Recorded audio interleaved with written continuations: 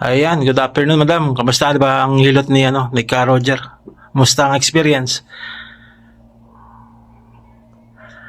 Kamusta? Pwede mo. Oh. Hi guys! Oh, sige lang.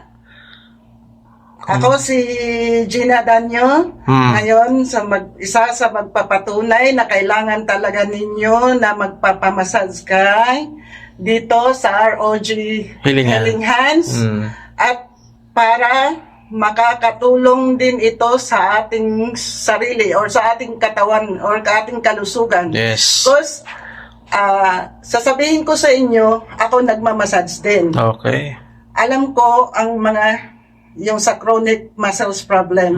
Pero ako talaga, di ko kayang maimassage ang sarili ko. Kaya ako napunta rito. Ngayon, napapatunayan ko na yung aking nagsisimulang magbabarado yung ugat ko, ito, papunta na yan sa Frozen shoulder. stroke, light ischemic stroke. Yan ang magiging kondiyan pag dito ang nararamdaman mo. Pag ito'y nangingimay na, barado itong mga kabilang katawan mo, nangingimay na, ayan yan magiging light stroke ka na. Ischemic light stroke.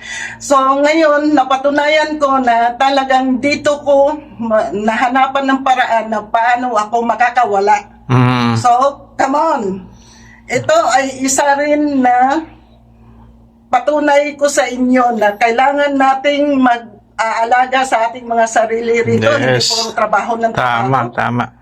At least, magbibigay tayo ng chance sometimes. So, basta magpamassage kayo dito sa ROG Healing Hands Ayun. Sige. Salamat po.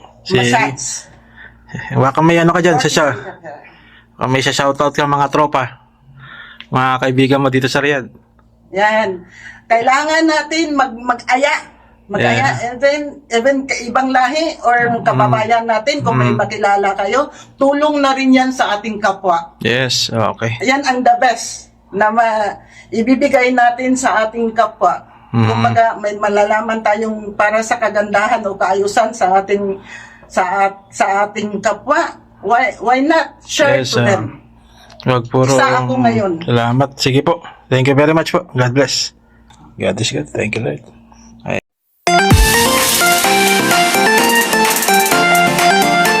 Three.